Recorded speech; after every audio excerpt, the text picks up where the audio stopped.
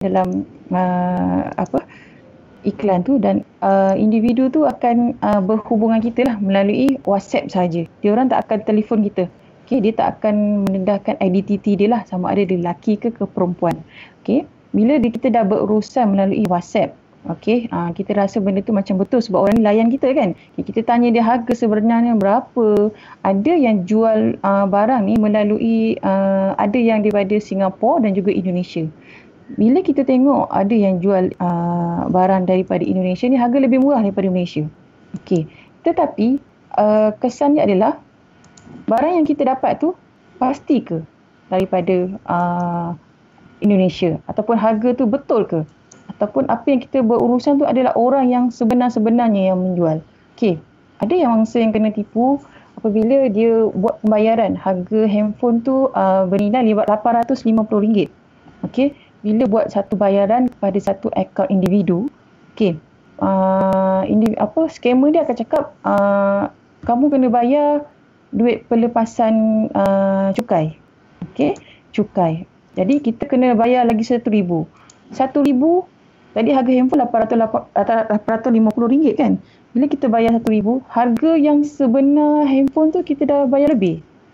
Tapi kita tak sedar. Okey, bila scammer tu kata kamu kena bayar lagi untuk pembayaran yuran. Okey, dia nak melepaskan barang daripada Indonesia ke Malaysia. Kita pun bayar sebab alasannya duit tu akan dikembalikan semula pada mangsa. Dia kata jangan risau, you masuk je duit. Ni apa yang you bayar sepatutnya yang ni bukan harga handphone tu, kamu akan dapat balik. Jadi saya macam, kalau kita fikir mangsa, tak apalah, nanti duit tu akan dikembalikan semula kan. Bila terasa macam tu, you all pun bayar je. Buat fikir, tak apalah, nanti dia akan bayarkan balik. Sebenarnya kalau kita fikir balik, harga handphone RM850 tu, kita boleh bayar lebih cepat RM5,000. Sepatutnya, kita sedar tau. Yang pertama tu dah kena bayar lebih, kita dah stop lah sepatutnya. Tetapi, mangsa-mangsa ni, dia masih fikir, okey, aku akan dapat juga. Sebab dia fikir, tak apa, duit tu akan dikembalikan. Tapi sebenarnya dia tak sedar benda tu sebenarnya dah kena tipu. Barang tu memang tak wujud. Bila kita bayar lebih daripada harga sepatutnya, memang tipu lah, automatik lah. Kita kena sedar benda tu. Okay? Ada yang barang kita beli order handphone, tetapi kita dapat barang lain. Yang tu kita boleh rujuk kepada KPDN KK lah. Ya. Okay, slide. Okay, next. Okay, ada yang penipuan yang online. Okay, contoh saya ni adalah penjual barang. Okay, saya yang menjual handphone. Saya mengiklankan di laman Instagram dan Facebook. Saya menjual handphone saya yang terpakai, okay, dengan harga RM1,000. Okay, bila saya offer, orang banyak nak beli. Okay, kebanyakannya pelanggan yang nak beli daripada saya adalah orang warga Singapura. Okay, bila warga Singapura tu dia berminat dengan handphone saya, okay, dia akan minta nombor akaun bank saya untuk dimasukkan duit. Okay, saya pun bagi akaun bank saya. Okay, excited lah orang Singapura nak beli handphone kita. Okay, bila dia cakap, dia hantar email. Okay, dia minta email sekali. Dalam email tu dia bagi tahu dia dah masukkan 2,000, okay, 2,000 US dalam akaun bank saya. Tapi melalui email melalui email. Okay, jadi saya ni memikir, excited kan? Excited orang Singapura nak beli. Orang bagi 200, harga handphone saya 1,000 je. Okay, bila dia kata masuk terlebih, dia kata saya tersalah masuk lebih duit. Boleh tak you pulangkan balik duit?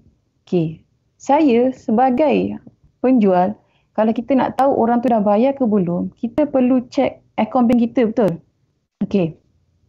Tetapi pihak penjual dia tak cek, dia tak semak pun akaun bank dia dengan alasan sibuk, tak nak keluar bank. Ada yang tak boleh cek online. Dia fikir email dah dapat, so betul lah. Siap tunjuk resit lagi pindahan wang tu masuk dalam akaun kita. Okay, dengan cara, okay, betul.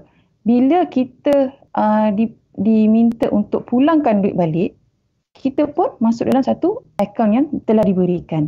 Okey, bila kita beri, kita masuk transfer balik 1,000 tu dalam satu akaun tu orang Malaysia punya.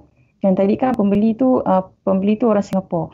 Kita ni tak bertanya, kenapa saya kena masuk satu akaun ni? Kita just bagi saja. Sebenarnya kita dah keluarkan duit kita sendiri. Sebenarnya apa yang dia masukkan dalam akaun kita tak ada pun. Okey. Kalau kita penjual yang bijak, kita kena check akaun kita masuk ke tak duitnya. Kalau tak masuk, memang automatik penipu lah.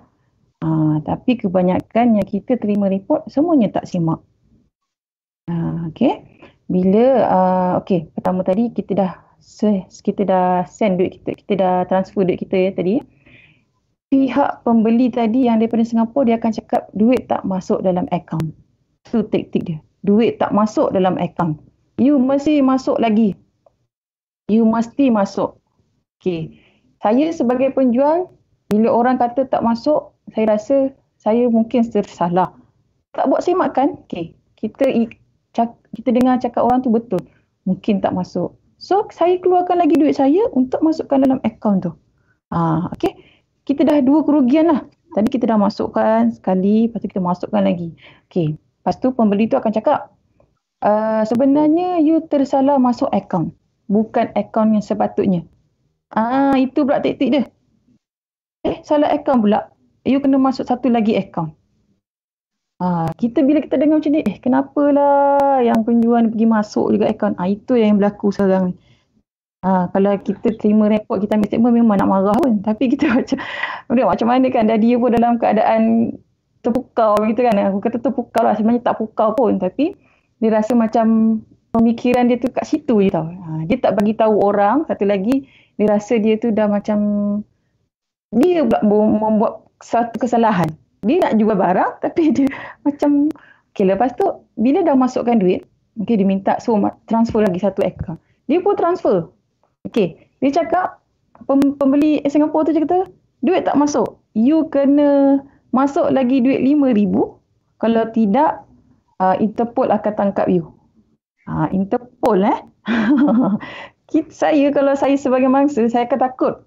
Polis Interpol nak tangkap saya ni. Tapi kita logik balik. Apa salah kita sampai kita nak perlu takut sehingga kita kena tangkap oleh Interpol? Tak logik. Sebenarnya kita kena stop benda tu, pergi ke balai polis, buat laporan polis ataupun minta nasihat. Adakah kita ni telah kena tipu ataupun minta nasihat lah. Okey. Kebanyakan yang kena ni bila dah duit dah habis baru dia orang buat report. Duit lagi ada dalam akaun, selagi tak habis, lagi tu dibayar lah. Bila dah habis duit dalam akaun, baru dia sedar ini satu penipuan. Sebab tu kita tengok, kenapa kerugian mangsa 500,000? Kenapa sampai beratus-ratus ribu? Sebab macam tu lah. Dia fikir benda tu dia tak sedar yang dibayar tu dah melebihi. Yang dia nak jual tadi, sepatutnya saya yang nak menjual, mesti saya dapat untung. Betul. Kita jual barang, kita dapat duit tu. Bukan kita keluar duit. Cuba kalau tuan-tuan puan fikir kenapa sampai orang macam tu. Tapi itulah yang berlaku pada masyarakat sekarang ni. Kita kena jual barang, kita keluar duit pula untuk ni. Ada saya satu kes tu, seorang pelajar, dia menjual buku rujukan dia. Harga RM60. Okey, harga RM60 je. Tetapi dia mengalami kerugian RM7,000. Sebab pembeli tu dia mengugut mangsa, kalau tak buat satu pindahan wang ke dalam satu akaun, dia akan datang ke rumah dan akan menculik adik mangsa. Macam saya, kalau saya pun bukan polis, saya takut orang nak culik adik saya. Bila saya terasa terganggu dan tergugat keselamatan, saya akan buat satu pindahan wang juga dalam akaun yang diminta tu lah. Sebab kita rasa terancam. Tetapi kesilapannya kita terlalu mengikut apa kehendak pemanggil tu sendiri. Sepatutnya kita kena stop dan kena pergi balai polis untuk mendapatkan nasihat dan juga pandangan. Okey. Tadi jual barang, okey dah. Kena fikir, kena. Okey, next. Okey. SMS dan email fraud. Okey. Pernah tak tuan-tuan perempuan terima SMS daripada nombor yang 33665 ataupun nombor tu daripada pihak bank. Okey, bila kita semak, betul lah ni daripada SMS daripada pihak bank. Sebenarnya scammer ni dia ada membeli macam satu apps lah. Jika apps tu macam kita terima SMS tu adalah sama macam pihak bank hantar kat kita. Jadi mangsa rasa benda tu macam betul. Okey, bila kita semak sekejap ni. Okey. SMS yang biasa kita tengok, okey, kamu telah berjaya memenangi wang 18,000. Okey, kita tengok contoh lah kan. Okey. Beri cuba bagi keterangan lanjut. Okey, lepas tu bila kita excited kita menang sesuatu hadiah ataupun peraduan, mesti kita excited dan kita akan berikan butiran diri kita dengan pihak tersebut. Bila kita mendedahkan kita punya identiti dan maklumat, itu adalah salah satu cara scammer menggunakan identiti kita untuk membuat penipuan yang lain pula. Okay. Untuk SMS ni, kita jangan mudah terpercaya lah. Jangan mudah terpedaya. Dapat SMS mengatakan kita menang sebab kita pakai nombor handphone ni, nombor telefon ni dah 10 tahun, kita dapat dapat reward lah. Okey. Sebenarnya bila kita dedahkan nombor maklumat kita, scam akan ambil maklumat kita. Lepas tu dia akan minta kita buat pembayaran sebelum kita dapat duit yang kita menang. Okey. Contoh, dia kata kita telah berjaya nombor SIM card 18,000. Okey, tapi sebelum tu puan dikendaki membuat pembayaran 100 untuk proses pendaftaran. Kita dah menang, nak kena daftar apa lagi? Betul tak? Tapi kita tak sedar sebab kita fikir 18,000. Okey. Saya pun kalau fikir 18,000 tu dapat ni senang kan. Tapi kita tak tahu benda tu dia pancing kita. Okey, kita bayar dulu 100. Okey, bayar. Lepas dah bayar, dia akan minta wang 18,000 akan dimasukkan ke dalam akaun puan. Okey, untuk puan dapatlah reward tu. Tetapi kita tak sedar, okey, kita dah bagi nombor akaun bank kita pada orang tu lah. Okey. Bila dia cakap duit dah masuk tetapi tak boleh dikeluarkan lagi. Bila kita buat semakan dalam akaun bank kita, betul lah 18,000 tu masuk dalam akaun kita. Tapi duit tu tak boleh keluar, dia pending. Bila dia pending, kita rasa okey betul duit ni ada. Okey, bila pihak scammer cakap puan kena bayar RM5,000 untuk duit tu masuk dalam akaun dan puan boleh keluarkan duit. Lepas tu RM5,000 ni akan dipulangkan semula. Okey, saya pun fikirlah, tak apalah 18,000 banyak tu. Tak apa, saya keluarkan dulu RM5,000 untuk saya masukkanlah satu akaun yang diminta. Duit tu 18,000 dalam akaun saya automatik akan dikeluarkan daripada akaun bank saya. Jadi dekat situ dia pancing kita, konon-konon mula-mula dia masuk tapi dia pending dan dia akan ambil balik duit kita. 18,000 dia ambil, 5,000 duit kita pun dia ambil. Jadi 18,000 tak dapat, rugi 5,100. Okey, kita tengok balik. Kita jangan terlalu fikirkan yang duit yang ataupun barang yang kita tak pasti kita dapat. Sehingga kita mengeluarkan wang simpanan kita untuk mendapatkan sesuatu yang tak pasti. Okey, banyak macam ni SMS ni. Okey, satu lagi, kalau kita terima SMS yang minta kita update, buka link, kita jangan buka lah. Jangan nak gatal-gatal tangan nak pergi tekan link. Okey. Sebab bila kita tekan link tu, okey, kita isi maklumat kita dalam link tu, okey, scammer dah tahu dah kita punya maklumat. Okey, bila kita dedahkan maklumat kad akaun kita, okay, contohnya orang cakap kita bagi nombor akaun je, bukannya orang boleh ambil duit. Sekarang tak. bila saya bagi nombor akaun bank saya lah pada pihak scammer tu dia akan manipulate mesej yang dibagi pada saya. Okay. Dia akan cakap, Puan cuba resend balik mesej yang saya bagi pada Puan pada nombor ni. Okay. Saya tak fikir pun kalau kita resend balik mesej tu, apa akan jadi. Okay. Kita tak tahu. Bila saya resend balik mesej tu, rupanya dia dah ambil nombor PIN kita. Okay. Pernah tak dengar nombor TAC kan? Okay. Bila kita dapat, ada orang telefon, Puan, saya ni tersalah masukkan ataupun tersalah daftarkan nombor telefon Puan untuk saya. Untuk pendaftaran lah, saya tersalah. Jadi nombor TAC tu ada kat handphone Puan. Boleh tak Puan resend balik dekat saya untuk saya dapatkan nombor TAC tu? Ada ramai yang pihak tak tahu apa tu TAC. Okay, TAC tu macam nombor PIN ATM kita lah. Okay, bila kita resend balik mesej tu, sebenarnya kita dah bagi maklumat nombor PIN kita pada pihak scammer. Sebab dia dah manipulate mesej tu. Pandailah pihak scammer ni buat.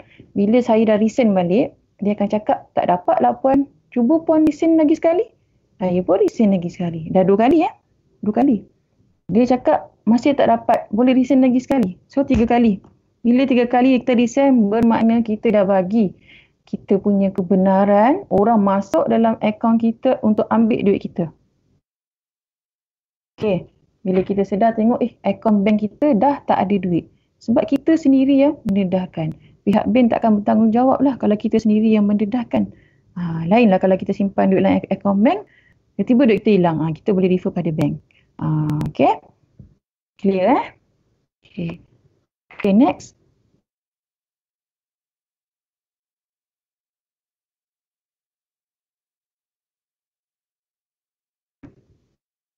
Okay. Macau scam. Ini paling famous. Pernah dengar Macau scam? Yang cikgu-cikgu lah, pesara lah. Apa lagi? Saya nak tengok sekejap.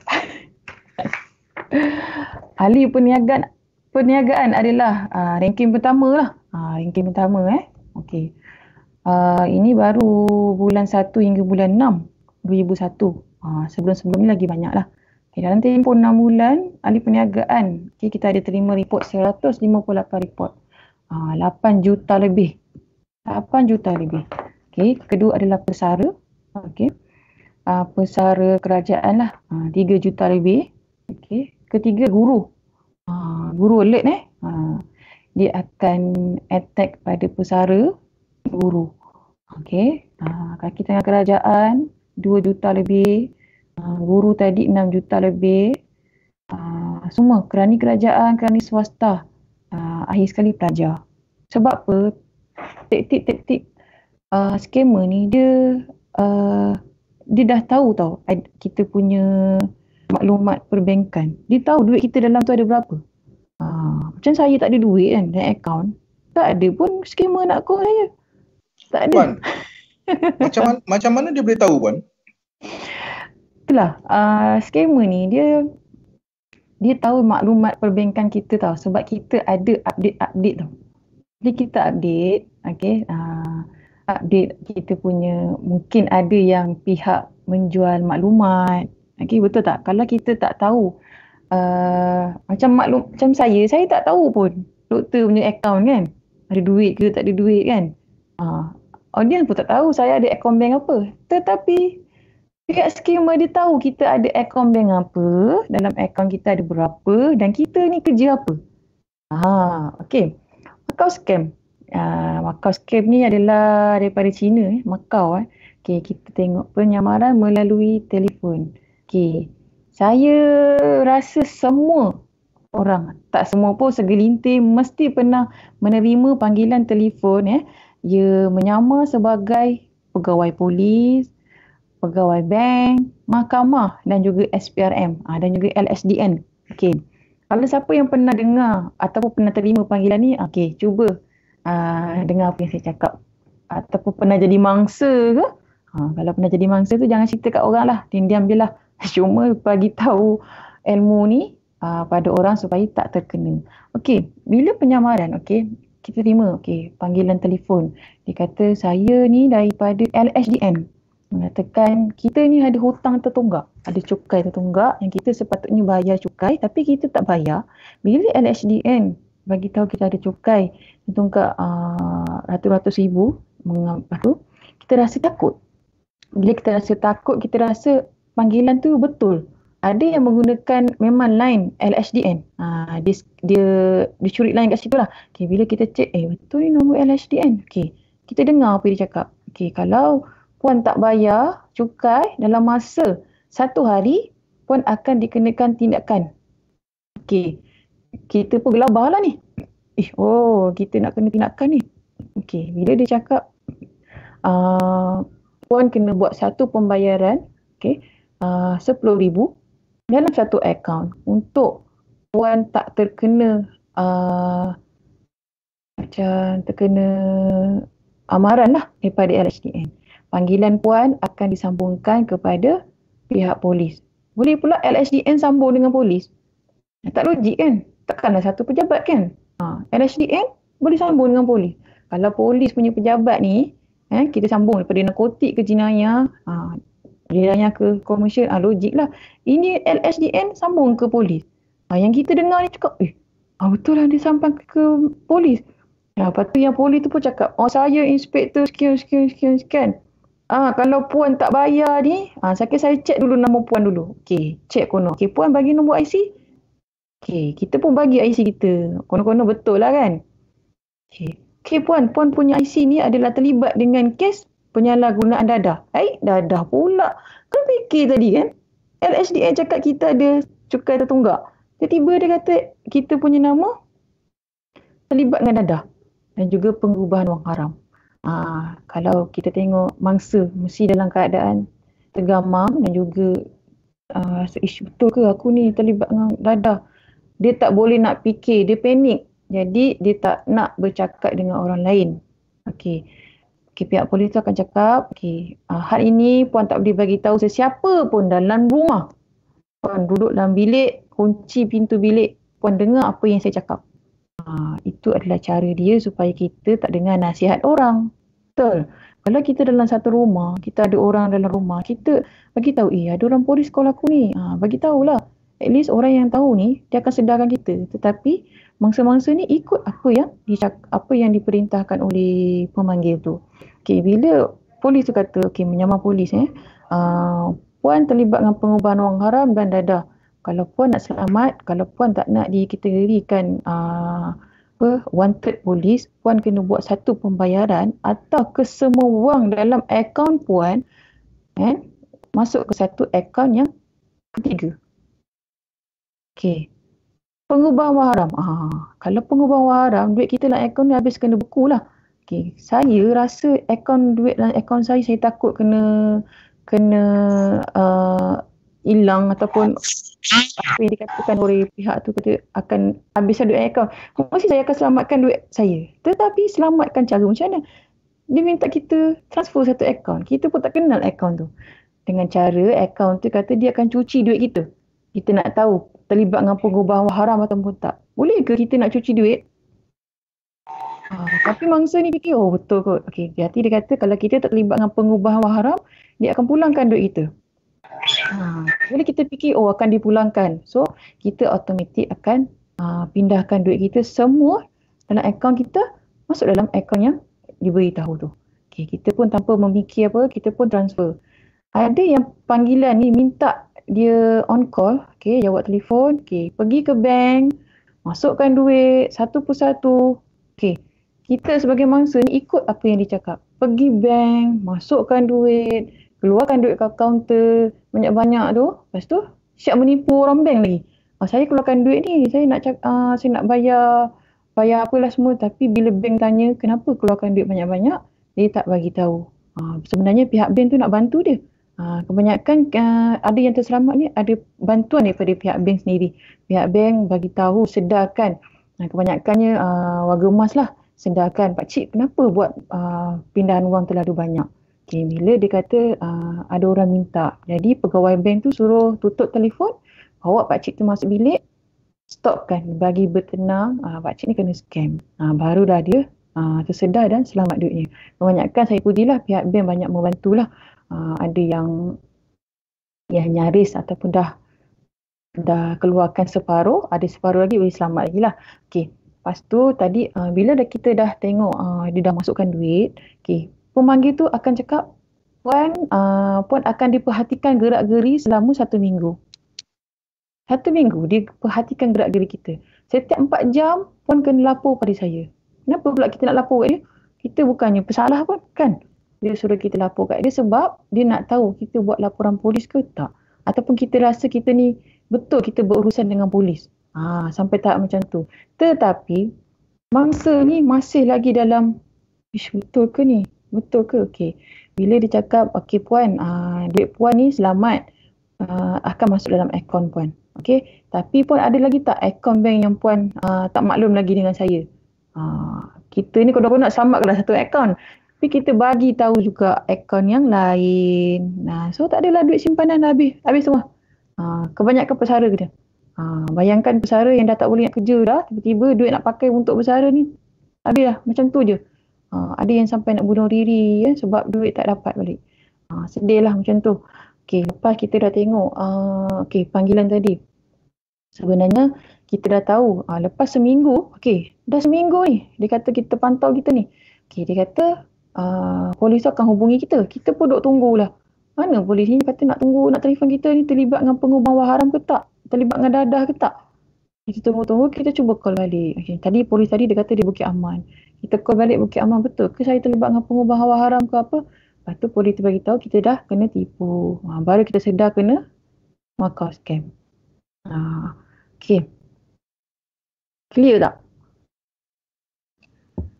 Alhamdulillah. Puan nak tanya sikit Puan. Okey. Hello. Okey, ya, siapa? Okey, silakan Puan. Waalaikumsalam. Nak tanya setakat ni saya daripada bank lah, staff bank. Setakat ni yang scammer ni ada yang dah terbongkar kegiatan dia orang, dah tertangkap ke separuh dia atau macam mana? Okey, macam ni saya jelaskan scammer ni kita tak tahu siapa tau. Okey, kita tak tahu siapa yang membuat penipuan kepada mangsa sebab semua panggilan-panggilan yang dibuat melalui telefon. Okey, telefon ni dia dah di-set. Dan juga semua panggilan ataupun cara atau modus operandi yang diorang buat ni semuanya ada skrip. Sebab tu apa yang kita dengar, apa panggilan yang terima semua sama je. LHDN lah, polis lah, apa benda semua tu sebab sama. Sebab kita ada buat satu tangkapan di rumah homestay. 13 orang kena tangkap. Masa dalam tangkapan tu ada laptop, ada kad ATM atas meja, banyak kad ATM, ada salinan IC orang, SIM card yang banyak dan juga maklumat orang lah. Okey, bila kita dapat tangkap, dia bagi tahu kita telah dilatih, telah direkrut oleh 2-3 individu yang tidak dikenali. Okey, dalam satu rumah tu direkrut. Cara jawab telefon macam ni. Suruh dalam satu rumah tadi, macam tadi panggilan tadi kan dia kata saya daripada LHDN kan. Sebenarnya disambungkan polis tu sebelah dia je. Sebelah dia. Okey, saya dah menyamar sebagai LHDN. Okey, saya pun pas tekan nombor telefon 1 tu masuk dekat orang sebelah dia. Orang sebelah tu menyamar sebagai polis. Okey, lepas tu polis ni pula akan menyamar pula, akan dia kata dia satu rumah tu di sindiket, kita panggil sindiket. Okey, bila kita tangkap, kita tak boleh nak cas dia sebagai Seksyen 420 penipu sebab bukan duit yang dia orang ambil ni masuklah akaun dia.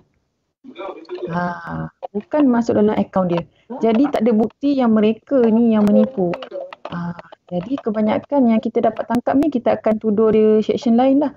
Pakat jahat jenayah ataupun di bawah pengubahan haram ataupun poka. Okey. Kebanyakan kita dapat tangkap ya. Saya ada sikit kemuskilan lah tentang talian telefon ni. Setahu saya Kementerian Komunikasi tu dia punya alatan semua canggih. Jadi Ya, betul. yang lepas-lepas ni macam ada ahli parlimen yang dia boleh cross dia punya perbualan apa semua kan. Tapi kenapa yang scammer ni pihak-pihak yang berwajib tak dapat cross dia punya tak dapat detect dia punya talian ni. Ni yang ada kemusykilan sikit lah. Dapat. Dia macam ni. Kalau yang, sebab kita tak tahu tau orang yang nak buat penipuan ni pakai nombor telefon apa.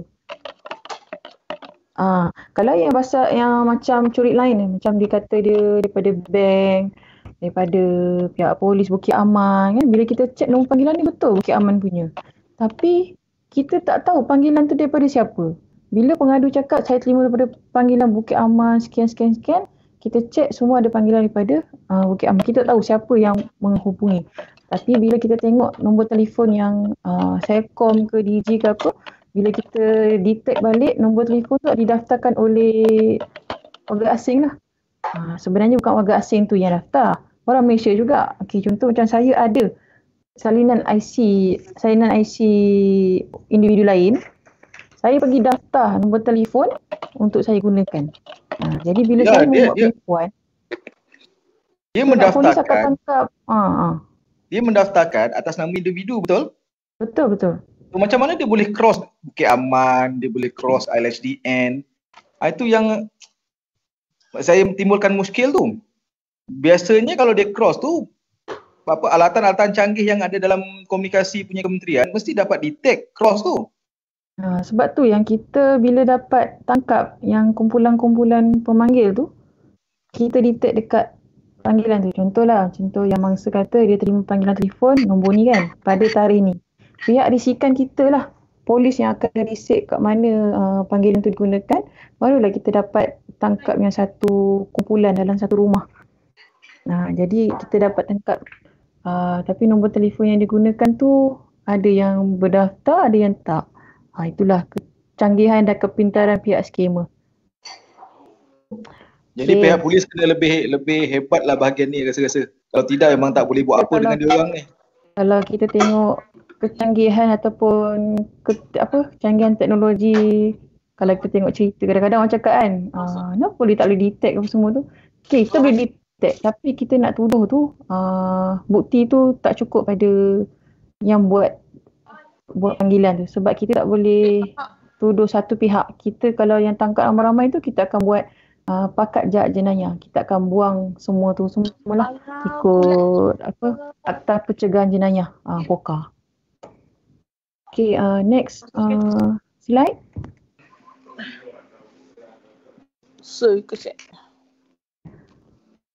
Okay, next. Sibuk lah. Next.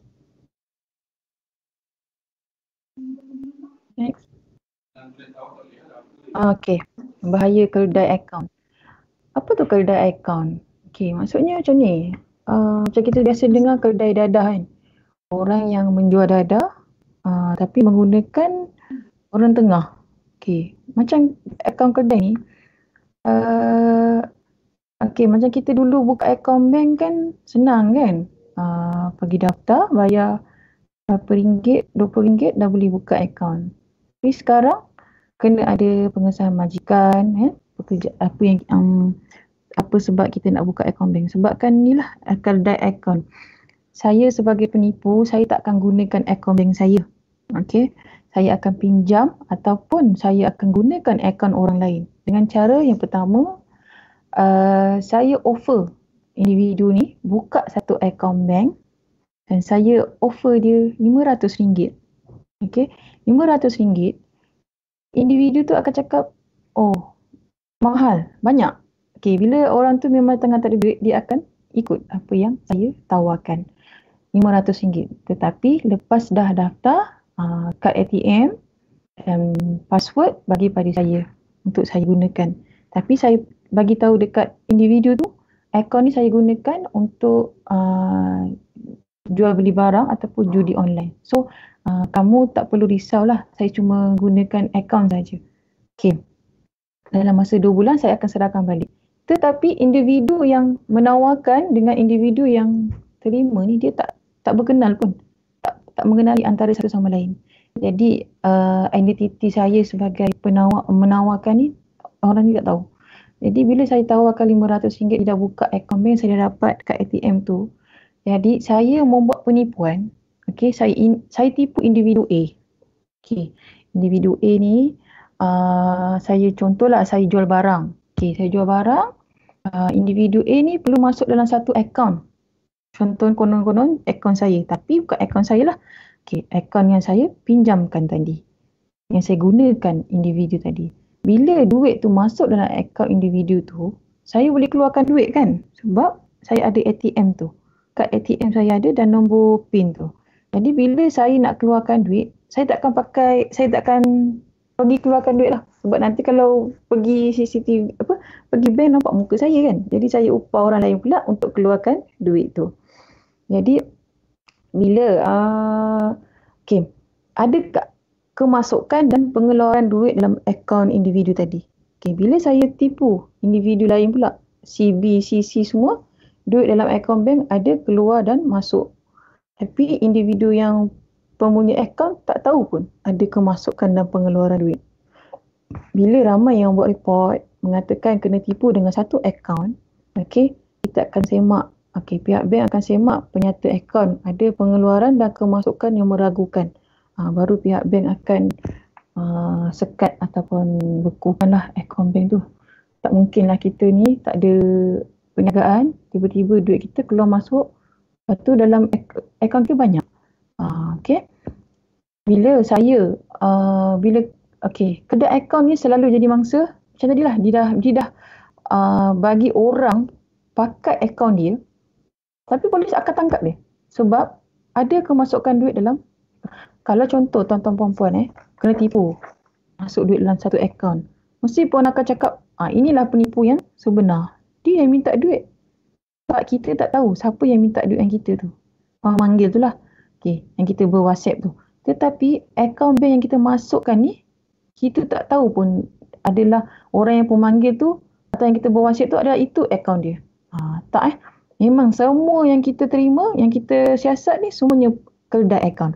Okay, contoh individu si A ni, akaun dia. Okay, bila kita buat, kita panggil lah pemilik akaun ni, kita tangkap. Okay, keterangan dia akan bagi tahu dia buka akaun bank dan dia terima upah. Kat situ kesalahan dia. Dia membenarkan orang mengendalikan akaun bank dia dan dia menerima upah daripada perbuatan tersebut lah.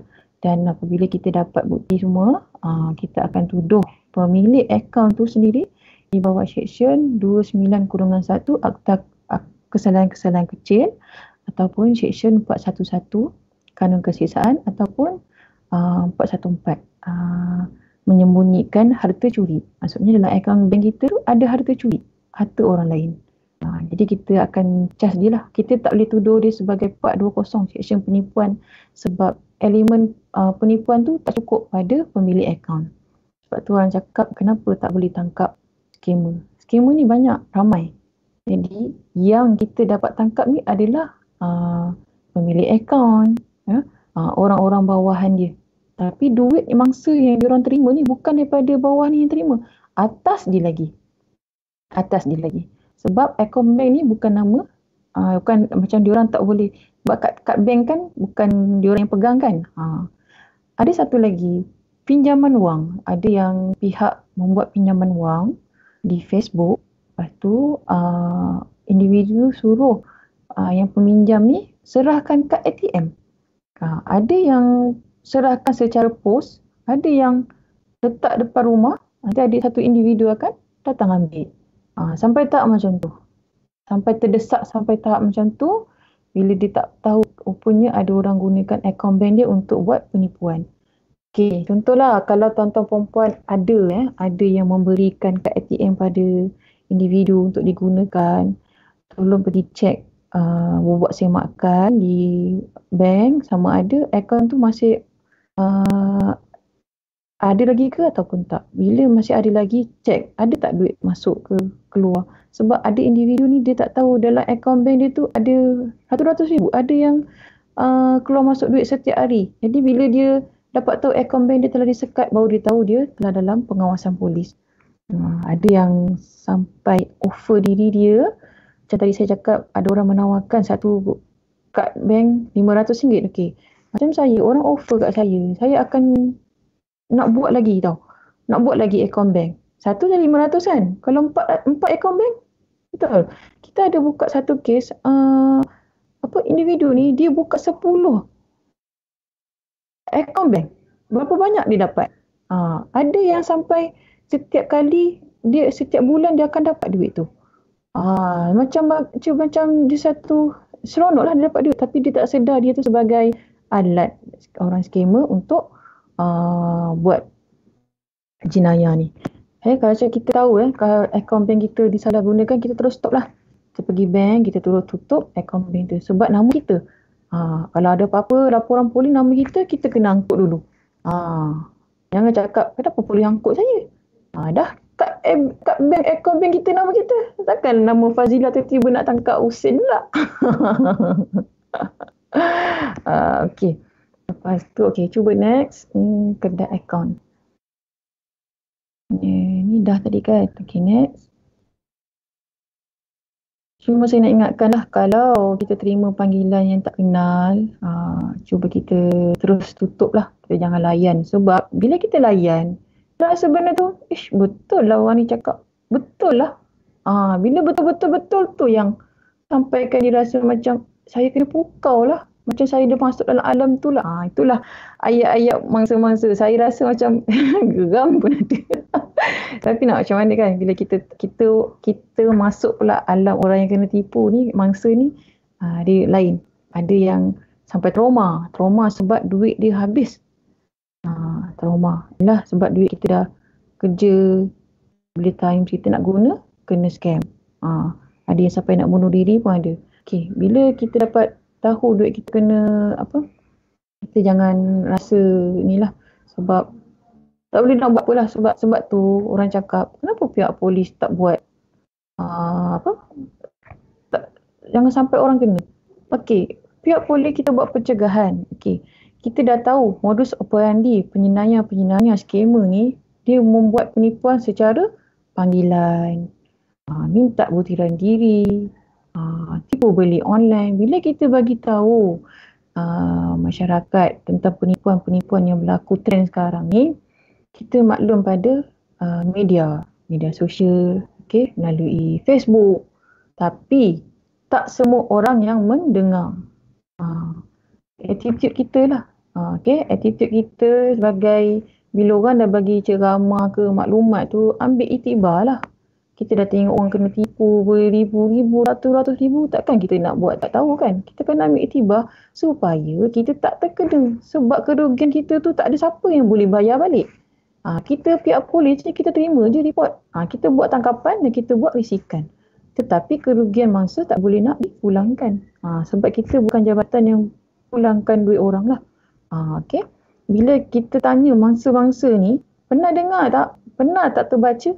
Ada. Semua akan cakap ada. Dah baca, tapi saya tak sangka saya terkena. Macam mana nak cakap tu? Dia dah tengok lah, dia dah baca dah pasal skamer dengan panggilan tu. Tapi dia tetap, dia kata, saya tak tahu kenapa saya bayar. Kenapa saya ikut apa dia cakap. Sebab dia tak dengar lah kita kata, letak panggilan tu, jangan dengar dan jangan menjawab. Tapi dia pergi layan, sampai duit dia hilang. Okay. Seronoknya phishing. Phishing tengok mengail. Okay, phishing ni dia cara dia pancing kita untuk dapatkan maklumat. Maklumat seperti password kita, user ID, kad bank kita. Okay. Kebanyakannya pernah tak terima sesuatu email. Okey, email tu daripada bank. Tapi kita pergi tekan link tu. Ada yang jenis kata-kata, tekan link ni. Tekan link. Dia kata kita punya akaun bank ni ada pihak ketiga dah gunakan. Sila update semula maklumat data peribadi anda di link yang sediakan. Kita pun lah, tekan link tu. Okay, masukkan nama, bagai-bagai tu, butiran kita. Sampai ke password ID semua, email semua kita masuk. Sebenarnya itu adalah taktik dia untuk dapatkan maklumat kita. Sebab kita tengok link tu, dia tulis CIMB Bank lah. Bank Islam lah. Tapi sebenarnya bukan link daripada pihak bank.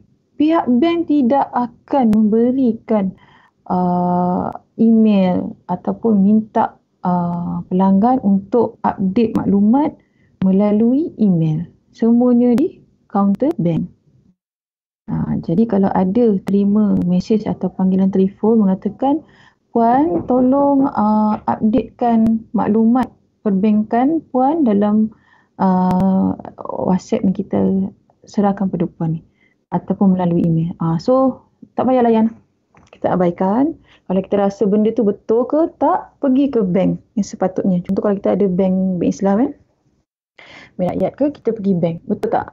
Ada tak pihak bank berikan saya email untuk updatekan? Kebanyakannya tak ada lah. Memang pihak bank tak ada pernah pergi bagi email pada pelanggan. Semuanya direct ke office. Sebab apa? Sebab masyarakat ni fikir tak nak pergi. Sibuk kerja.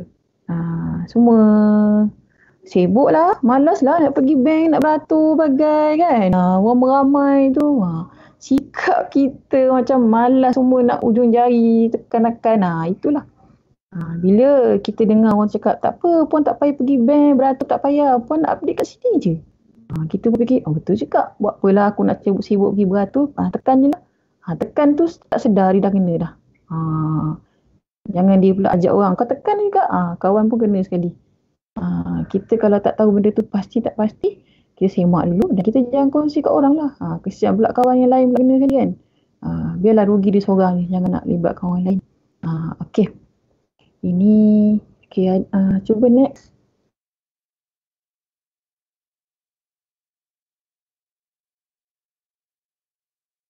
Inilah website palsu. Okay, banyak website palsu daripada pihak bank. Ramai menyamar diri sebagai bank. Bank yang selalu kena banyak tipu ni Maybank, BSN. Okay. Ada yang membuat pinjaman melalui Facebook, tapi dia tengok iklan tu label bank. Bank tak pernah offer orang buat pinjaman melalui Facebook. Okey, nanti saya ceritakan. Okey, cuba tengok slide seterusnya. Okey, lagi. Okey, tipu beli duit lama. Okey, tipu beli duit lama ni mungkin ramai yang mungkin ada yang kena lah. Okey, tapi untuk kita punya statistik sedikit lah. Okey, saya cerita sikit lah. Duit lama, macam saya kalau nak jual duit lama saya akan promote di Instagram atau Facebook. Okey. Bila ada pembeli luar negara, orang luar negara je yang akan berminat nak beli duit kita. Okey, bila pembeli ni nak beli dengan kita, dia akan offer kita dalam duit USD. Kalau saya, orang offer USD, mesti kita excited. Okey. Bila kita excited, kita akan berurusan dengan orang tu. Okey, bila kita berurusan dengan orang tu, orang tu akan cakap, saya nak tawarkan you 100 USD. Padahal duit shilling tu sikit je pun, 50 sen, 20 sen, RM1 lama yang keris tu. Okey. Sampai 100 USD orang nak beli, excited lah kan. Bila dia cakap nak minta, okey, macam tadilah, minta nombor akaun bank. Konon-konon dia dah masuk duit dalam akaun bank kita lah, USD. Tapi melalui email. Duit kita masuk, kita tak akan bagi tahu dalam email. Tak pernah lagi kita orang masuk duit dalam akaun kita pakai email. Sebenarnya orang masuk duit dalam akaun kita melalui receipt, betul? Ataupun contoh transaction berjaya, successful. Sebenarnya receipt pun orang boleh tipu. Saya pernah tuduh kes yang menipu receipt. Contoh saya terima orang ni kata dah masuk duit dalam akaun saya, dah buat pindahan duit IBG lah. IBG kan dia tak masuk on the spot kan. Dia kata daripada Maybank ke CIMB. Tak se-full Saya tengok betul lah dah masuk dalam duit. Macam mana kita nak tahu duit tu masuk ke tak? Kita buat semakan dekat akaun kita. Kalau duit tak masuk, jangan sesekali percaya duit tu masuk dalam akaun kita walaupun dah tunjuk resit. Sebab resit tu dia orang boleh palsukan. Resit macam sama tapi bila kita semak dengan pihak bank akan tak boleh tahu benda tu tipu. Sebab kita tak ada pengetahuan dalam resit yang dikeluarkan oleh bank, hanya pihak bank saja tahu ada pengetahuan tu. Jadi bila orang awam tengok betul lah ada transaction. Bila kita cek tak ada dalam akaun, dia kata IBG lambat sikit 3 hari dia tu. Kita pun percaya 3 hari. Contoh macam tadi duit lama duit lama bila masuk dalam akaun kita, dia kata melalui email, cakap orang putih lah dalam email tu. Saya dah masukkan transaction ni sekian-sekian. Tetapi saya terlebih masuk pula $200 USD.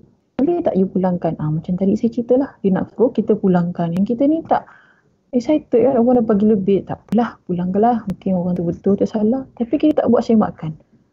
Semua pengadu kita, pengadu yang saya terima, memang semua tak buat semakan. Sebab dia fikir sibuk, tak rasa orang tu betul kan. Nak beli duit lama. Tapi bila dia keluarkan duit dia sendiri untuk pada orang tu kata tak dapat apa semua, dia akan urut kita lah. Kalau kita tak buat pembayaran yang diminta, dia akan pihak Interpol akan tangkap kita. Tapi itu semuanya tipu lah. Duit lama ni. So siapa yang ada duit lama tu simpan je lah. Nak tukar di bank lah. Bank negara je lah. Tak payah excited orang nak beli duit lama kita. Next. Menyamar kenalan. Ini famous. Terlalu famous. Setiap hari kita terima laporan ni. Ada tak yang sesiapa pernah orang menyamar sebagai kawan kita menggunakan nombor telefon lain tapi gambar WhatsApp tu gambar kawan kita. Ramai macam ni. Setiap hari saya ada terima laporan ni. Contohnya dalam rumah kita tu, mak dia terima panggilan telefon tapi dia kata suara sama macam anak saya lah, dia kata. Sama macam anak saya. Tapi nombor telefon lain. Dia kata nombor telefon dia tu ada problem. So kena beli telefon nombor baru saya digunakan. Dia kata dia kena tangkap. Dia kena tangkap polis. Pihak polis minta dia duit untuk dia lepas daripada kesalahan tu lah. Kira macam rasuah kan. Bila dia cakap mak kena bayar polis ni. Yang ni menyamar sebagai ahli keluarga lah kejap lagi cerita menyamar kenalan. Bila dia kata mak kena bayar duit dekat polis ni supaya saya lepas lah daripada ni. Nanti mak kena cakap dengan polis ni lah untuk masukkan duit. Jadi yang si mak ni pun tanpa membuat sebarang semakan ataupun memberitahu orang dalam rumah tu, dia terus percaya apa yang dia cakap. Yelah sebab anak kena tangkap kan. Kita nak fikir apa kan. Kalau anak kita kena tangkap ke suami ke kan. Tiba-tiba kita orang cakap kena tangkap, mesti kita tak akan tanya orang lain dah. Kita tak akan tanya dah. Kita akan terus buat pembayaran. Bila dah satu akaun pemasukan, lepas tu dia tengok anak dia datang balik rumah macam biasa je. Bukan kau kena tangkap ke tadi? Ni cerita betul sebab saya ambil report ni. Kita buka kes ni. Dia kata bukan kena tangkap ke tadi? Dia kata bila masa pula kena tangkap. Tak pakai pun nombor telefon tu. Bila telefon balik nombor telefon tu dah kena block. Inilah salah satu sikap individu yang tidak ataupun terlalu panik dan tidak berfikir panjang untuk membuat semakan ataupun bertanya kepada orang yang sepatutnya atau pihak polis. Kalau anak kena tangkap, biarlah kena tangkap dulu kan. Kalau betul anak dia kena tangkap, pergi balik polis, tanya anak saya nombor IC sekian-sekian. Betul ke dia kena tangkap? Sebab pihak polis boleh, kita semak je. Tekan nombor IC, kita boleh cek dia tangkap kat mana. Celah mana pun kita boleh tahu dia kena tangkap dekat mana. Tapi pemanggil tadi kata ada. Saya tak boleh bagi tahu. Macam mana tak boleh bagi tahu? Dah duit tu nak pergi ke mana? Untuk apa duit tu dibayar? Kena bijak sikit lah. Kita kena tanya. Macam polis tanya. Banyak benda nak tanya kan. So kita kena tanya. Kalau betul kita terlibat dengan kes-kes polis, biar polis jalankan siasatan. Kalau tak ada kesalahan, polis akan lepaskan. Kalau kena bayar-bayar tu tak betul lah. Satu kesalahan lah, kira macam rasuah lah kan. Okey. Ini memang kenalan. Okey. Contoh semua orang dah tahu nombor telefon saya ni. Okey, tiba-tiba ada satu individu menggunakan nombor telefon lain dan telah mengambil gambar saya untuk buat DP WhatsApp tu. Okey. Dia boleh scam, dia boleh hack saya punya kenalan dalam saya punya senarai telefon tu. Okey. Dia kata, contohlah yang terima ni contohlah Dr. Ismail kena. Dr. Ismail tengoklah. Ni Puan Fazilah ni gambar ni kan. Apa pula Puan Fazilah nak ni? Saya pun cakap lah kat WhatsApp tu. Doktor, saya minta maaf lah doktor. Contohlah kita ada panggilan yang panggilan lain lah. Contoh ada panggilan yang ataupun kita panggil doktor ni apa nama spesifik ke kan. Contohlah saya kata, doktor boleh tak saya nak pinjam duit doktor 1,000 sebab saya ada masalah dalam kad ATM saya. Petang ni saya bayar balik. Petang ni saya bayar. Saya pakai nombor lain ni sebab nombor saya pun dah kena sekat. Minta tolong doktor, tolong masukkan dalam satu akaun ni. Akaun bank tu bukan akaun bank saya. Kalau betul saya nak pinjam, mesti masuk akaun bank saya. Betul tak? Kenapa orang yang minta duit ni, dia tak pakai akaun dia, pakai akaun orang lain? Sebab itu bukan dia. Kalau saya nak pinjam, mesti pakai nombor akaun bank saya. Kalau saya pakai nombor akaun bank, nanti dia alasan dia, sebab kad ATM saya punya tu tak bawa. Saya pinjam kawan saya lah, masuk kat akaun bank kawan saya, nanti kawan saya bagi kat saya lah. Tanpa membuat semakan doktor ni rasa macam betul lah Puan Fazilah nak pinjam, tolong. Tak apalah, tolonglah. Nanti kata kita kedekut pula. Kan kawan kan, pinjam lah. Masuklah duit 1,000 dengan tak telefon apa semua. Sebenarnya boleh je kan nak test telefon nombor saya yang awal tu, yang mula-mula yang doktor save tu. Telefonlah dulu, betul ke Puan nak pinjam duit daripada saya ni? Sepatutnya macam tu lah. Tapi disebabkan kawan kita pinjamkan duit 1,000 dalam akaun yang pihak ketiga. Lepas tu tunggulah petang, konon-konon nak bayar kan. Rupanya tak ada. Kebetulan pula saya mesej pada masa tu, doktor macam ni lah kita punya program gini. Lepas tu doktor cakap, Puan dah dapat kan duit pinjaman saya bagi tadi tu, 1,000 tu. Puan cakap nak bayar petang ni. Saya pun terkejut, bila masa pula saya kata saya pinjam duit? Dah tahu dah kena game lah. Kira doktor ni rasa macam bukan ni dia tadi. Bila kita telefon balik nombor tu dah kena sekat. Nombor tu pun dah tak nampak dah muka saya kat situ. Jangan cepat sangat kesian dan jangan cepat sangat fikir kawan ni, saudara ni, bagilah pinjam. Kalau kita dapat macam ni, kita jangan bagi apa-apa bayaran. Kita terus call nombor dia yang kita dah save nombor dia tu. Contoh kita dah tahu nombor doktor yang ni kan. Cuba try call. Doktor, betul tak? Ataupun tadi, Fazilah, betul ke kamu tadi yang menghubungi saya ataupun mesej saya nak pinjam duit? Confirmkan dulu. Kalau dia kata tak ada, ataupun kata betul, kenapa saya kena masukkan satu akaun ni? Beri penjelasan melalui panggilan telefon ataupun lebih baik kita bagi face to face. Sebab kebanyakan orang ni biasa ni semuanya menyamar-nyamar ni memang semua masuk duit. Alasan dia sebab kesian lah, dia tengah kesusahan. Saya tak fikir panjang lah, saya tak telefon dia nombor tu lah sebab dia kata nombor tu dah tak pakai lah. Pula sebenarnya boleh je. Kita kenapa nak kena dengar cakap orang tu kan? Boleh je pun. Lepas tu kalau ada yang kena macam ni, lepas ni beringat lah. Janganlah mudah. Macam tu kesian cepat kan? Kesian lah. Contoh kalau saya tiba saya mesej ke telefon tu, confirm betul-betul lah. So jangan cepat. Ini YB ni minta tolong ni. YB pun ada kena tipu. YB ada orang tipu dia. Siap tu, dia siap tahu nama panggilan manja kita orang ni. Contoh kawan-kawan kan ada, bro lah apa, baby lah apa semua. Panggilan tu pun orang tu boleh tahu. Dia boleh scam kita. Sebab tu bila kita rasa, betul lah dia panggil kita macam ni, takkanlah scammer boleh tahu. Kita jangan fikir scammer tu macam mana. Scammer tu lagi pandai daripada kita. Jadi kita kena lebih pandai dengan buat semakan yang sebenarnya. Lagi next. Ni nombor sindiket minta nombor TSC Bank. TSC Bank ni kira macam kita punya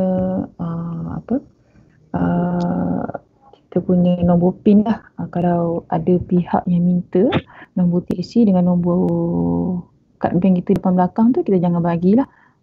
Letak duit dalam akaun bank kita akan lesap lah. Kalau dah lesap tak boleh nak buat apa lah. Nak kata halal pun tak boleh halal kan. Okay, sebenarnya kalau ada orang macam tadi saya kata, ada orang minta resend balik mesej. So jangan layan. Walaupun ayat dia cakap, minta tolonglah puan, mak saya tersalah daftar ni nombor telefon puan dalam saya punya ni, tolonglah pulangkan balik mesej ni. Tak payah layan. Kita jangan jadi baik, kita nak pulangkan resend mesej tu. Tak payah, ignore saja. Kesiankan diri sendiri. Tu semua kita block je nombor dia. Okay. Next. Lebih masa tak apa ke ni? Okay, sindiket kad ATM. Kad ATM pun sama jugalah. Kita kalau boleh jangan bagi keterlaluan lah. Okay, next. Saya biasa kalau orang buat report dengan saya, 1 jam tu saya ceramah dulu. Plus marah. Bukan marah lah, bagi pendedahan. 1 jam. 1 jam baru saya ambil statement dia. So kena duduk depan saya 2 jam lah. 2 jam lebih. Okay. Kalau pula dengar pula pengadu pula cikgu pula. Cikgu semua kalau kena tipu macam tu jangan rasa malu lah. Buat je laporan polis sebab laporan tu kita amat memerlukan lah supaya apa yang cikgu kena tipu, akaun ke nombor telefon tu, semua tu kita akan masukkan dalam risikan kita untuk buat sebagai maklumat dan risikan untuk tangkapan. Jangan fikir malulah nanti, tak apa. Malu tu nak buat macam mana kan, tapi terpulang pada cikgu-cikgu semua. Kalau nak siasat seterusnya ataupun tidak, atau sekadar report, maksudnya tak nak lah masuk sampai ke mahkamah ke. Okay. Apa lagi? Okay, pinjaman tak wujud. Okay. Apa maksud pinjaman tak wujud? Pinjaman tak wujud ni, kita pinjam duit, sepatutnya kita dapat duit kan. Okay, saya pinjam dekat Facebook. Facebook ni alamaya. Siapa je boleh create. Sedangkan kita berjumpa macam ni, kita boleh menipu kan. Okay, kawan sekolah kita jumpa renew balik pun dia boleh menipu kita. Sedangkan kawan kerja kita pun boleh tipu. Ini kan pula di alam maya. Facebook, sesiapa pun boleh create Facebook. Tak kenal ke orang tu? Betul ke orang ni yang boleh tawarkan pinjaman? Tetapi mangsa-mangsa ni boleh buat bayaran pula pada sindiket ni. Okay, pinjaman tak wujud maksudnya kita pinjam duit tak dapat. Duit tu tak wujud. Okay, saya nak pinjam 20,000. Okay, untuk renovate rumah lah, kononnya lah. Tetapi duit 20,000 tu saya tak dapat. Saya rugi 30,000 pula. Logik tak situ? Saya nak pinjam RM10. Okay, amount sikit lah saya tunjuk. Saya nak pinjam RM10 tapi saya rugi RM100. Tapi inilah yang berlaku bila mangsa pinjam 20, rugi 30. Dengan cara macam mana? Okay. Bila kita tengok iklan, okay, iklan ni dia cakap pinjaman 5 minit sudah lulus. Okay, wow, 5 minit sudah lulus. Tanpa kelulusan majikan sekian-sekian, blacklist pun boleh pinjam. Sitos secret apa semualah. Okay, jadi contohlah saya ni dah kira muflis ke apa pun boleh pinjam.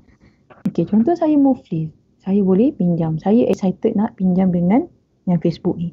Saya tinggalkan nombor telefon saya dekat komen. Bila orang sindiket tu dia dah tahu nombor telefon kita, dia cuba hubungi kita melalui pesanan WhatsApp ataupun panggilan WhatsApp lah. Bila dia minta butiran kita, kita pun bagi butiran kita, salinan IC, nombor akaun bank untuk masukkan duit akaun kita. Lepas tu bila dia minta kita isi borang pinjaman, kita pun cakap, oh betul lah ni, Siap-siap isi borang ni betul lah kan? Macam kita pinjam bank isi borang apa semua. Macam betul. Bila kita kata, boleh tak you tunjuk IC you untuk mengatakan you ni betul. Tak penipu. Oh, dia pun excited. Oh, saya ada IC saya. Ini IC saya. Betul bukan IC dia pun. Dia pakai IC orang lain. Yang kita ni dah, oh, saya ada IC. Tak apa. Kalau tipu, kita buat report. Semua fikir macam tu. Tapi sekarang tak. Orang IC yang orang tunjuk ni semuanya bukan IC dia. Macam mana kita nak sahkan orang yang tunjuk IC ni adalah orang yang kita berurusan tu. Tak boleh nak kita sahkan. Okey, jadi bila kita dah bagi maklumat kita, okey, dia cakap macam ni. Permulaan, you nak pinjam berapa? RM20,000. Okey, RM20,000. Sebelum kami bagi pinjaman, you kena bayar untuk yuran. 100 je mula-mula. Okey, kita fikir 100 je pun. Okey, 100 lah masuk yuran. Tu dia kata you kena bayar yuran peguam, you kena bayar ni. Kenapa kena bayar? You kena bayar. Kalau you tak bayar, you tak dapat duit ni. Okey, saya nak sangat duit tu. Nak sangat duit pinjam sebab ada masalah. Saya nak sangat duit tu. Jadi saya akan ikut apa yang dia cakap. Okey, bila saya ikut apa yang dia cakap, okey, 100. Lepas tu 2,000, 3,000, 5,000 kita masuk. Bila kita kata, kenapa duit tak masuk-masuk? Okey, dia akan buat masuk dalam akaun kita pending lah. Macam tadi cerita, dia pending. Bila 20,000 masuk akaun bank kita, dia kata you kena bayar 10,000 ataupun 15,000 untuk you dapatkan duit ni. Nanti you dah masuk, duit you yang bayar 15,000 tu akan masuk balik. Okay. Bila saya buat semakan, betul lah duit dalam akaun masuk. Tapi saya tak boleh keluarkan. So saya terpaksa pinjam orang. Saya dah tak ada duit kan. Saya buat pinjaman dengan orang untuk saya dapatkan duit pinjaman tu. Jadi saya pinjam kawan saya, masukkan duit dalam akaun bank yang diminta lah. Okay, bila saya dah buat pembayaran, esok saya cek duit dalam akaun saya tu dah tak ada lah.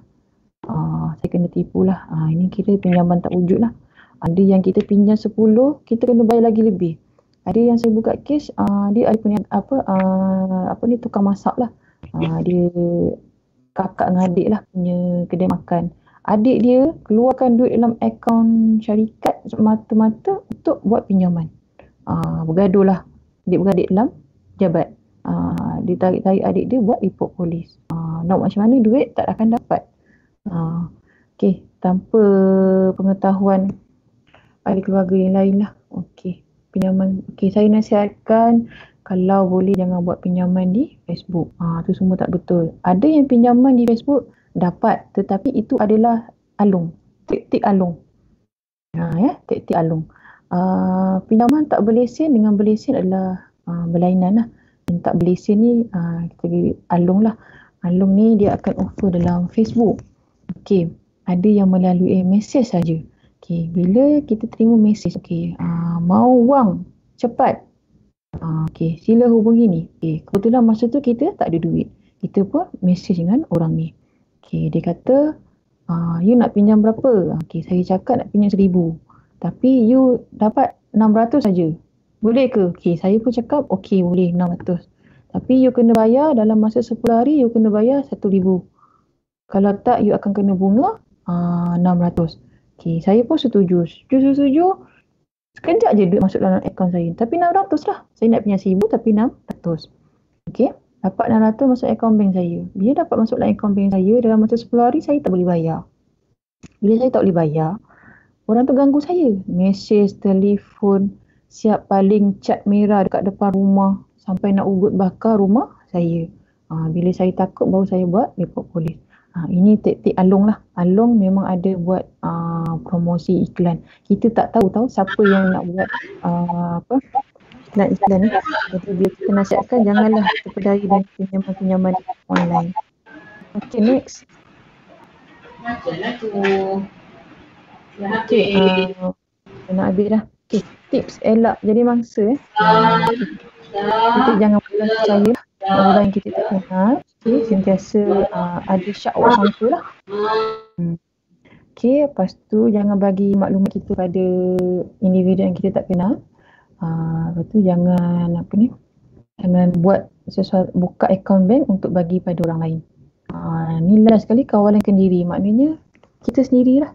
Kita sendiri, kita dah tahu maklumat-maklumat info-info ni, kita bagi tahu yang mana bila kita jadi mangsa, kita jangan panik. Okey, kita jangan panik. Pertama, jangan panik. Okey, kita tutup talian tu. Bila kita tutup talian, kita cerita pada orang sekeliling kita apa yang kita terima panggilan tu. At least orang sekeliling kita yang dah tahu apa skema ni ataupun nak jadi mangsa, dia akan sedarkan kita. Jangan kau buat sebarang bayaran. Sebab kita, kalau kita kata kita masih dalam pukau, orang akan sedarkan kita. Lepas tu kita jangan terlalu mendengar apa yang panggilan tu minta lah. Kalau boleh kita pergi ke balai polis, minta pendapat ataupun rujukan. Okey, next. Okey, ini semua boleh nampak kan? Okey. Ini adalah CCID punya semak akaun skema. Maksudnya bila kita nak buat sesuatu bayaran pada akaun ketiga, pihak ketiga, kita semak dekat sini. Okey, kita try masuk dekat Google ni. Okay. Kalau siapa nak install lah. Kalau boleh install lah, senang sikit. Install, lepas tu boleh masukkan nombor akaun bank yang kita bayar tadilah. Contoh, saya kena bayar satu akaun. Kononnya saya ni kena LHDN tadi kan. Okey, bila dia kata masukkan satu akaun, saya pun check dekat sini lah. Okey, masukkan nombor akaun bank, lepas tu saya pergi ikut ni lah. Ikut arahan ni lah. Captcha ni, lepas tu kita semak. Bila kita semak, dia akan keluar carian ataupun 5 report telah dibuka. Maksudnya dah ada orang report dan juga ada orang kena tipu dengan akaun bank tu. So kita stop lah. Ataupun nombor telefon pun kita boleh check kat situ. Kalau kita rasa dah ada nombor orang cari kat situ, dah ada orang report, so kita tak perlu berurusan dengan akaun bank tu. Contoh kalau akaun bank kita tak pernah tipu orang takkan nak check akaun bank kita kat situ kan. So kita boleh beza kat situ lah. Kalau itu salah satu pencegahan yang kita buat supaya masyarakat boleh buat semakan sebelum menjadi mangsa lah.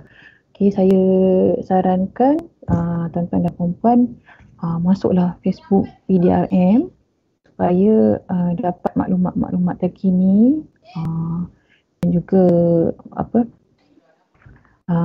modus-modus operandi yang dilakukan oleh penyenayah, supaya kita ambil tahu benda ni lah. Bila kita dapat tahu, kita buat supaya kita tak menjadi mangsa, dan kita boleh sebarkan pada ahli keluarga dan juga rakan-rakan kita lah supaya kita tak menjadi mangsa. Okey, next. Habis kan?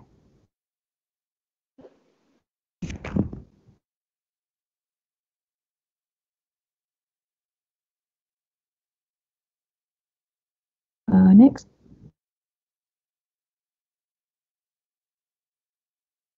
Okey, saya nasihatkan, macam tadi saya dah beritahu lah, hati-hati dengan media sosial lah. Jangan terlalu update sangat lah dalam kita punya media sosial lah. Itu semua skema sedang memerhatikan kita lah. Kalau boleh, kalau kita pergi kita kalau pergi kedai mamak, kita dapat wifi free kan. Kalau boleh jangan masuk wifi free tu lah, pakailah wifi kita. Bila kita pakai wifi free, duduk berjam kat mamak tu. Kita pun update kita punya maklumat, kita pun buat transaction apa semua. Benda tu bila kita dah buka, benda tu pihak skema dia boleh hack. Saya nasihatkan lah, kalau yang kita pergi hotel, kan ada yang tempat cas telefon kan, yang dekat, macam mana nak cakap, ada satu tempat cas telefon tu, satu alat tu. Okey, kalau kita cas telefon kat situ, kalau boleh tak payahlah, sebab kita punya maklumat dalam tu diorang boleh ambil. Contoh, kita dah baru lepas cas kat situ kan, nanti skema akan buat penyamaran pakai nombor telefon kita. So lebih elakkan lah. Kadang-kadang teknologi canggih ni menyusahkan kita sebenarnya. Kalau kita tengok penipuan dulu dengan sekarang, terlalu berbeza. Sebab dulu banyak penipuan goes dan benang saja dengan tipu toto. Tapi sekarang tak. Sekarang semuanya online. Kita tak buat apa-apa online pun, tiba-tiba duit kita dalam akaun dah pergi dekat satu akaun dah. Pindahan wang tiba-tiba dah. Tu kena tanya pihak bank lah. Okey. Okey, saya rasa dah lebih masa. Next dah habis kan? Itulah. Kalau ada apa-apa masalah atau keraguan, boleh datang ke IPD Batu Pahat. Telefon boleh. Datang terus ke IPD pun boleh. Jangan lupalah Facebook PDRM. Kalau Facebook orang lain kita boleh follow, kenapa tak kita follow yang PDRM punya? Kalau ada sidang media ke berkaitan dengan jenayah, saya sarankan dengarlah supaya kita tak menjadi mangsa. Sebab kerugian tuan-tuan dan puan-puan tak boleh nak kita kembalikan. Okey, ada lagi tak yang saya terlepas? Okey, itu saja daripada saya. Diharapkan semua yang saya jelaskan dapat memberi manfaat kepada tuan-tuan dan puan-puan. Andai terkasar bahasa atau terkurang daripada saya minta maaf, dan saya ucapkan terima kasih sekali lagi atas jemputan ni, sebab saya memang dah lama nak bercakap sebenarnya pasal skema-skema pada cikgu-cikgu ni. Sebabkan saya PPS, sekolah SMK Mushi Sulaiman. Saya hanya dapat bercakap dengan cikgu kat situ je lah. Jadi bila kita nak bagi peluang kepada cikgu-cikgu yang lain, tak ada peluang. Jadi saya berterima kasih sangat kepada pihak penganjur menjemput saya untuk memberi ceramah ni. Sedikit sebanyak dapat membantulah.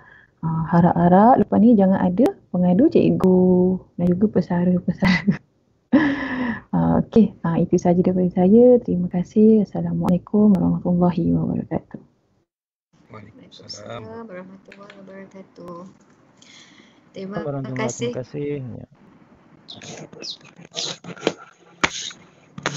Ada soalan?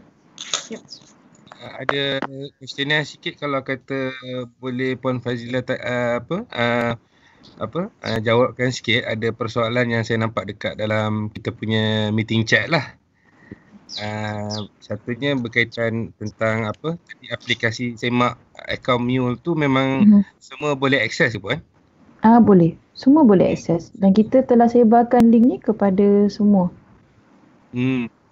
Okey. Soalan keduanya, bila tempoh masa yang sesuai bila dah kena scam? Tempoh sesuai kena buat report? Ya. Yeah. On the spot. Ada yang kena dah bertahun-tahun, dia macam baru sedar kan. Macam selagi dia tidur macam gini, tidur tak lena tu, baru nak buat report. Sebenarnya kalau kita dah sedar kena tipu, terus kita buat laporan. Terus buat laporan. Baik. Jangan rasa malu lah. Pergi je terus buat report. Tak ada tempoh-tempoh hayat, tak ada. Tempoh hayat Baik. And then bila buat report tu, diorang pun bertanya ada ke tanggapan yang dibuat? And then bahan-bahan bukti yang polis sita apa semua tu, macam mana status dia? Okey. Kebanyakan kita minta daripada pengadu tu bukti lah. Pertama, bukti melalui pesanan WhatsApp. Okey. Kalau kita ada WhatsApp dengan suspek tu, kita jangan buang. Kita jangan delete. Ada yang arahan daripada pemanggil tu, lepas ni buang, delete semua, delete. Kita pun delete. Sebenarnya tu adalah satu bukti. Bila kita buat tangkapan, kat situ kita akan lihatlah bukti yang dia tu ada berurusan dengan kita. Sebab bukti tu kita akan tunjuk pada pendakwa raya lah untuk kita tuduh dia di mahkamah. Sebab bila di mahkamah, magistrate ataupun lawyer akan tengok perbualan tu. Lepas tu kita punya receipt tu kita jangan buang lah. Receipt bayaran tu sangat penting supaya kita nak bukti yang kita buat bayaran pada suspek ataupun pemilik akaun. Dan juga panggilan-panggilan telefon yang kita terima call masuk tu, kita jangan delete lah. Semua kita simpan. Bukti-bukti semua kena simpan lah supaya pihak polis buat risikan dan untuk siasatan selanjutnya. Kadang-kadang pengadu ni dia tak tak simpan. Ada yang kita masuk Facebook ataupun link yang kita masuk. Link tu sebenarnya paling penting sebab kita check dengan SKM siapa yang create link ataupun Facebook tu ataupun Instagram tu. Contoh kita nak beli barang kan, kita snap dulu iklan tu sebab kita nak tengok siapa yang create. Sebab bila kita dapat tangkap orang yang create tu, kita akan comparekan adakah dia adalah orang yang kita masukkan account bank tu. Kalau ada orang yang adalah orang yang sama, so case kita ni boleh menang. Kebanyakannya tak sama pun. Sebab saya cakap tadi, pembelian akaun adalah mangsa. Akaun dia telah digunakan. Okey, itu sajalah. Last soalan, boleh tak scammer ni, boleh tak apa orang kata kita rakyat marahin ni boleh kena scan melalui sihir telefon? Macam mana nak sihir ke apa? Scammer? Bila pelanggan kena dapat telefon and dia boleh disihir apa, melalui telefon tu dia disihir dan dia boleh follow lah semua ni. Kira paranormal pula. Kalau untuk siasatan kita tak percayalah benda yang apa, sebab melalui siasatan atau setiap kali kita tanya pengadu ingat. Kalau kena pukau, pengadu tak ingat. Okey, kita tahu pukau, dia takkan ingat apa yang berlaku. Jadi bila kita tanya A sampai Z, dia boleh jawab dan itu bukanlah pukau. Yang pukau biasa kena bila orang tua tepuk bahu. Yes, ni ada. Bila tepuk bahu, yang ni tipu Toto yang nombor ekor tu. Okey. Ni banyak. Doktor sport Toto ni lah. Okey. Bila mangsa pergi ke kedai. Okey, pergi kedai seorang diri. Ni orang tua lah. Okey, bila tiba-tiba ada seorang suspek menepuk bahu dia. Okey, dia akan cakap dia berbahasa Indonesia. Mungkin Indonesia tu dah pukau dia. Dia akan cakap, "Bapak tolong saya. Saya ada kad sport Toto tu lah. Saya menang first prize. Siap bawa lagi surat khabar hari ni punya. Dia telekan pula. Saya menang. Pak cik ni tak pernah main nombor ekor pun. Tiba-tiba dia excited pula dengan kad tu dengan tu. Menang betul ni first prize. Tapi Endon ni cakap saya tak boleh pergi tebus sebab saya orang Indonesia. Jadi saya minta Pak cik tolong saya dapatkan Pak cik punya duit untuk saya. Pak cik boleh menang ni. Dapat. Okay, bila Pak cik ni pun akan serahkan duit yang daripada dia. Kat Pak cik tu ada 1,000. Tapi yang menang kad tu lebih lah. Jadi Pak cik ni padahal dia tak pernah main nombor pun, tapi dia berbesar hati untuk membantu. Itu ada. Itu kena pukau lah. Bila kita tanya dia tak ingat langsung. Itu betul pukau. Tapi kalau scammer tak ada. Scammer memang betul ikut sebab dia terlalu panik. Scammer tak ada pukau-pukau ni. Jangan percayalah pengadu cakap pukau ni tak ada. Okey, seterusnya. Terima kasih Puan atas penjelasan dan soal jawapan tadilah. Puan Adibah, seterusnya pada awak lah. Okey, terima kasih kepada Inspektor Siti Fazilah Nur BT Jumaat atas perkongsian pada hari ini. Mudah-mudahan bagi manfaat kepada kita semualah. Okey, seterusnya kita menjemput Pegawai Pendidikan Daerah Batu Pahat Dr. Suhaimi bin Ismail untuk menyampaikan sepatah dua kata sekaligus boleh jugalah buat rumusan tentang perkongsian ilmu kita pada pagi ini. Dipersilakan Doktor. Majlis dari hormati penceramah kita hari ini Inspektor Siti Fazilah.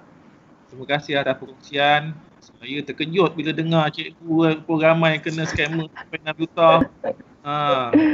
Risau pasal saya tengok cikgu Yaya tu tak lama nanti nak pencen, duit banyak. Harap-harap jangan kena le scam. Cikgu Mahani pun dah nak pencen. Jaga-jagalah. Pasal kita tak jangkalah perkara-perkara macam ini boleh berlaku. Terutamanya bagi pihak PPD Batu Pahat, saya nak ucapkan terima kasih kepada pihak Bank Islam kerana membawakan kita program yang bagi saya sangat bagus. Kita selagi kita tak kena, kita anggap perkara ni remeh. Tetapi bila kita dah kena, barulah kita nak jumpa, dapatkan panduan dan sebagainya. Pada ketika itu dah terlambat lah kan, nasi menjadi bubur. Saya tengok ada soalan tadi, Kalau dah terkena boleh dapat tak balik duit tu. Dan saya yakin memang tak akan dapat. Yang kita cuma boleh bawa ialah penjenayah itu ke muka pengadilan. Itu yang pertama. Jadi saya ucapkan terima kasih pada Bank Islam. Terima kasih pada Inspektor Siti Fazilah. Nanti kita, tapi sebenarnya tak bersemuka ni, sebenarnya cikgu-cikgu saya banyak soalan nak ditanya. InsyaAllah kita akan bawa lagi. Pihak Bank Islam pun sebenarnya menawarkan kita banyak lagi program. InsyaAllah, terima kasih. Kami sangat-sangat berbangga, berbesar hati menerima sumbangan ini. Jadi sebelum saya akhiri, saya nak maklumkanlah kepada orang luar. Sebenarnya Batu Pahat, saya nak ucapkan tahniah kepada seluruh warga pendidikan Batu Pahat. Baik di pejabat, baik di sekolah, baik siapa saja, saya nak umumkan biar orang luar tahu bahawa Batu Pahat telah berjaya mengekalkan selama 3 tahun berturut-turut kedudukan nombor 1 dalam negeri Johor. Ini satu pencapaian yang sangat mengagumkan. Ini datang daripada ayat orang Mersing tau. Tetapi rasa berbangga di atas kejayaan Batu Pahat. Tahniah tuan-tuan dan puan-puan. Yang keduanya, saya nak ingatkan balik semula kepada rakan-rakan pengetua dan guru besar. PKP kita dilanjutkan sehingga 28 Jun. 28 Jun bermaksud panjang lagi masa. Kena ingat patuhi SOP. Saya terima banyak mesej oleh kerana PDPR dah berlangsung, cikgu-cikgu nak ke sekolah tuan-tuan. Sekarang ni waktu PKP, SOP-nya ke sekolah hanya untuk kerja-kerja kritikal sahaja. Jadi saya minta rakan-rakan dapat bersama-sama memahami perkara tersebut. Ingatkan guru-guru kita laksanakan PDPR. Menteri pun dah ingatkan lagi. Laksana PDPR ikut kesesuaian pelajar dan kesesuaian guru. Tak perlulah ambil masa bermula jam 7.30. 7.30 budak-budak kita ramai tak bangun lagi. Dia dah 2 minggu cuti ni. Jadi ikut masa yang sesuai. Dan saya sekali lagi, kita doakan tuan-tuan, rakan kita Tuan Haji Kamarudin, dia akan operate lebih kurang pukul 1.30 ni. Beliau mengalami slip disc, jadi operationnya dalam 1.30, kita doakan. Mudah-mudahan beliau dapat kembali sihat seperti biasa. Jadi sekali lagi saya ucapkan pertamanya terima kasih kepada seluruh warga pendidikan Batu Pahat kerana telah menaikkan nama Batu Pahat. Terima kasih kepada pihak Bank Islam kerana memberi peluang kita bersama-sama hari ini. Dan sekali lagi terima kasih Inspektor Siti Fazilah, kongsian yang sangat menarik. Dan insyaAllah di lain masa kita berjumpa lagi. Jadi sekian, terima kasih. Assalamualaikum warahmatullahi taala wabarakatuh. Terima kasih Dr. Suhaimi. Seterusnya saya menjemput Encik Muhammad Nasri Alihan, Pengurus Bank Islam Cawangan Batu Pahat untuk berkongsi sedikit informasi berkaitan dengan Bank Islam lah. Okey, dipersilakan Encik Nasri. Okay. Terima kasih Puan Riba. Assalamualaikum warahmatullahi wabarakatuh. First and foremost, tahniah warga Batu Pahat, pengetua, PPD semuanya kerana menjadikan Batu Pahat nombor kali ketiga untuk PM lah. Tahniah sekali lagi.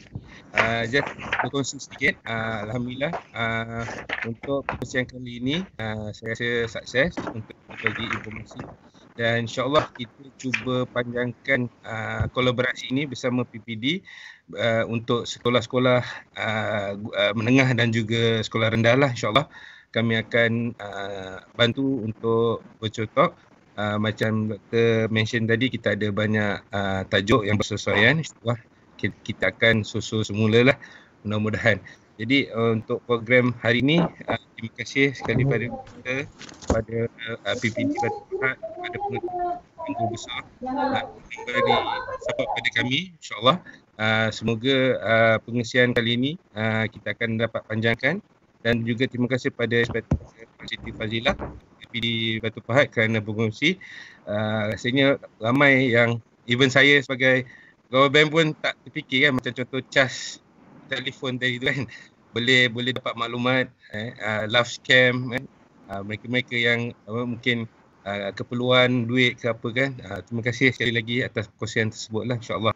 So saya rasa kalau kali ini alhamdulillah mungkin kita boleh panjangkan kemudian, insyaAllah. Lain-lain informasi boleh berhubung dengan kita lah di Cawangan Batu Pahat, insyaAllah, Bank Islam Batu Pahat. Mungkin kita dapat bantu untuk next program, insyaAllah, mudah-mudahan. Terima kasih Puan Dibah. Okey, terima kasih Cik Nasri. Mudah-mudahan segala perkongsian pada sesi kali ini akan memberikan manfaat buat kita semua. Menamatkan sesi, suka diingatkan untuk semua peserta bagi melengkapkan link pendaftaran yang telah dikongsikan. Sebab Bank Islam kita ada menyediakan cabutan bertuah. Mana tahu bertuah kan? Jadi isi link yang disediakanlah. Okey, jadi sebelum berpisah saya akhiri dengan serangkap pantun. Tamat sudah virtual talk kita. Semoga manfaat diperolehi bersama. Teguh kita bantah skamer, Bank Islam di hati sentiasa. Jadi sebelum berpisah kita sama-sama tutup majlis dengan bacaan surat Al-Asr dan tasbih kifarah.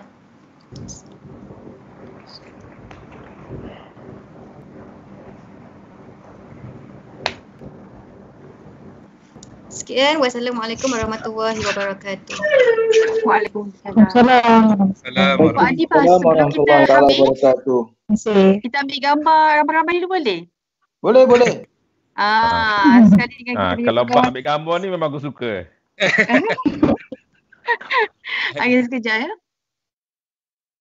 Saya memang suka ambil gambar ni. Okey, masing-masing boleh buka kamera.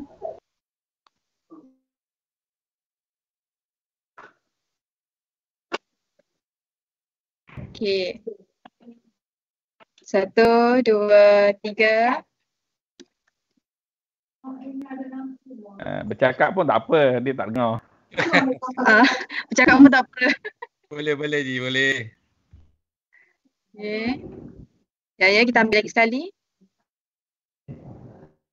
Okey, 1, 2, 3.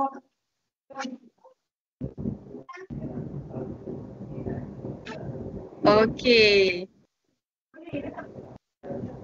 Okey, terima kasih banyak semua. Terima kasih Ji. Assalamualaikum semua. Terima kasih banyak. Waalaikumsalam. Terima kasih banyak. Okey, terima kasih semua. Tahniah kita semua. Assalamualaikum, terima kasih semua. Terima kasih. Waalaikumsalam.